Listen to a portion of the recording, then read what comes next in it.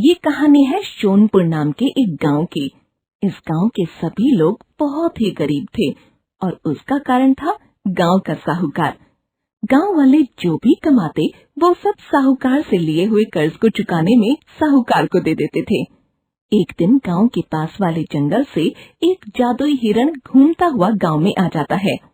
जादुई हिरण गांव वालों की इतनी बुरी हालत देखकर परेशान होता है और ठान लेता है कि वो गांव वालों की मदद करेगा। जादुई हिरण मदद के लिए सबसे पहले राम के घर जाता है। अरे राम, तुम इतने दुखी क्यों हो? हिरन भाई, कुछ साल पहले साहूकार से खेती के लिए कुछ कर्ज लिया था और अब जो भी कमाता हूँ सब कर्ज चुकाने में चला जाता है। मैं अपने बच्चों को पढ़ाना चाहता हूँ पर नहीं कर पा रहा हूँ।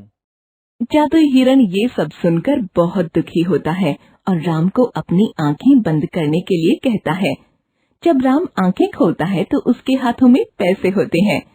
राम, ये पैसे तुम रखो, तुम इससे अपना सारा कर्ज चुका सकते हो और तुम अपने बच्चों को भी पढ़ा सकते हो। धन्यवाद हिरन भाई, तुम्हारा ये उपकार मैं जिंदगी भर नहीं भूलूंगा। इसी तरह जादुई हिरण राम की तरह गांव के और भी लोगों की मदद करता है।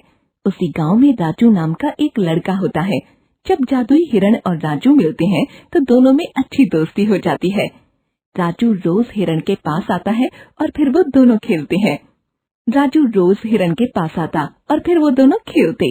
अगर किसी दिन राजू को हिरण के पास जाने में देर हो जाती तो वो परेशान हो जाता और इधर उधर ढूंढने लगता। अरे राजू, आज तुम इतनी देर से क्यों आए? हाँ, आज मम्मी ने सामान लेने के लिए बाजार भेज दिया था। तो मेरे लिए बाजार से कुछ नहीं लाए? दोस्त, लाना तो चाहता था मगर मम्मी ने जो पैसे दिए थे वो सब खत्म हो गए थे। बस इतनी सी बात, मैं सबकी मदद करता हूँ, फिर तुम तो मेरे दोस्त हो। मैं तुम्हें अभी पैसे दे देता हूँ। नहीं दोस्त, मुझे पैसे नहीं चाहिए, मैं जब भी कुछ लाऊंगा अपने पैसों से लाऊंगा। राजू का साफ दिल देखकर हिरण बहुत खुश होता है और उधर गांव के लोग एक एक करके साहूकार का कर्जा चुकाने लगते हैं। साहूकार ये सब देखकर सोचता है कि आखिरकार गांव वालों के पास पैसा कहाँ से आया और इसके लिए वो एक प्लान बनाता है। हीरा और मोती, तुम आज ही गांव घूम कर आओ और पता लगाओ कि गांव वालों के पास इतने पैसे कहाँ से आए।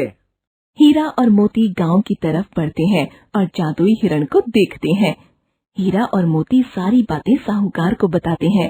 साहूकार सोचता है कि क्यों न इस हिरण को मैं पकड़ लूं, इससे गांव वाले मेरा कर्जा नहीं चुका पाएंगे और हिरण की मदद से मैं और भी धनवान बन जाऊंगा।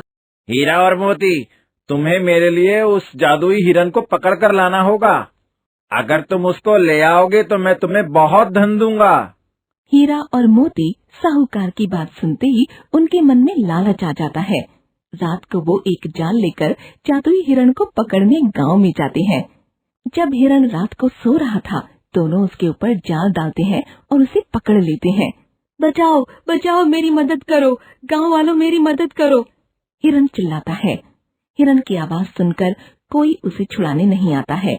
हिरण खुद ही उस जाल से निकलने की कोशिश करता है और इसी कोशिश में वो बहुत घायल हो जाता है और उसका एक सींग भी टूट जाता है। सींग टूटते ही वो एक साधारण हिरण बन जाता है और जब हीरा और मोती ये देखते हैं तो वो उस हिरण को वहीं छोड़कर चले जाते हैं। ये जादुई हिरण तो साधारण हिरण हो गया। हाँ भाई, तुम सही कह रहे हो। अब तो हमें ये धन भी नहीं दे सकता। अब ये हमारे किस काम का? फेंको इस हिरण को जंगल में, पड़ा पड़ा इस गांव में बदबू और बीमारी फैलाएगा। जब तक ये हिरण तुम्हें धन देता रहा तब तक तुम इसके आगे पीछे घूमते रहे और जब इसकी हालत ऐसी हो गई तो फेंकने की बात करते हो। शर्म आनी चाहिए तुम्हें। लोगों की बातें सुनकर राजू को बहुत बुरा लगता है। धीरे धीरे सभी लोग हिरण के पास से चले जाते हैं पर राजू वहीं पर बैठा रहता है। समय बीतता गया और धीरे धीरे रात हो गई। राजू भी हिरण के पास ही सो गया। वो अपने दोस्त को छोड़कर जाना नहीं चाहता था। राजू की ईमानदारी और सच्चा दिल देखकर एक महात्मा प्रकट होते हैं। राजू, उठो। प्रणाम महात्मा जी। राजू, तुम इतनी रात को इस हिरण के साथ क्यों बैठे हो? जाओ, घर जाकर सो जाओ। नहीं, मेरा दोस्त बहुत घायल है, ये जब तक ठीक नहीं होता मैं इसी के साथ रहूंगा। अगर तुम अभी घर चले गए तो मैं तुम्हें खेलने के लिए बहुत सारे खिलौने दूंगा। मुझे खिलौने नहीं चाहिए, मुझे मेरा दोस्त चाहिए। ठीक है, मैं तुम्हारे दोस्त को ठीक होने का एक उपाय बताता हूँ, पर इसके लिए तुम्हें एक काम करना होगा। क्या करना होगा मुझे? तो सुनो, यहाँ से दूर एक जंगल में एक औषधि का पेड़ है, जिसके सेवन से तुम्हारा दोस्त ठीक हो जाएगा। मगर ध्यान रखना, उस पेड़ पर एक चुड़ैल रहती है जो उस औषधि की मालकिन है। अपने दोस्त को ठीक करने के लिए मैं वो औषधि जरूर लेकर आऊंगा। और ये कहकर राजू जंगल की ओर चल पड़ता है। उसे डर भी बहुत लग रहा था। आखिरकार था तो वो बच्चा ही। जंगल का रास्ता बहुत डरावना था और चारों तरफ अंधेरा ही अंधेरा था। थोड़ी देर में राजू उस पेड़ के पास पहुंच जाता है और वो देखता है कि एक चुड़ैल औषधि की निगरानी कर रही है। बालक, तुम यहाँ क्यों आए हो? मुझे औषधि चाहिए, इसलिए मैं यहाँ आया हूँ। आज तक कोई भी ये औषधि नहीं ले पाया। बहुत आए, पर सबको मैंने अपना भोजन बना लिया है। मुझे अपने दोस्त को ठीक करने के लिए ये औषधि चाहिए और मैं ये किसी भी कीमत पर लेकर रहूंगा। ठीक है, तो तुम्हें एक सवाल का जवाब देना होगा। अगर तुमने सही जवाब दिया तो मैं ये औषधि तुम्हें दे दूंगी, और अगर तुमने गलत जवाब दिया तो मैं तुम्हें खा जाऊंगी। ठीक है, मैं तैयार हूँ। मरने के बाद भी हमारे साथ क्या चाहता है? चुड़ैल का सवाल सुनकर राजू सोच में पड़ जाता है, पर थोड़ी देर सोचने के बाद राजू जवाब देता है, इंसान के कर्मों का फल उसके साथ जाता है।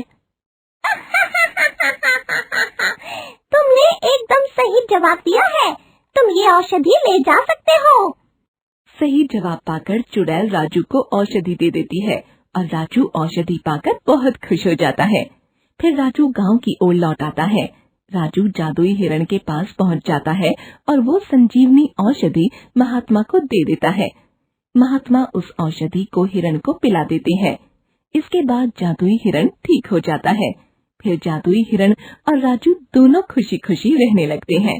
तो दोस्तों, इस कहानी से हमें ये शिक्षा मिलती है कि हमें अपने दोस्तों या रिश्तेदारों का साथ कभी नहीं छोड़ना चाहिए।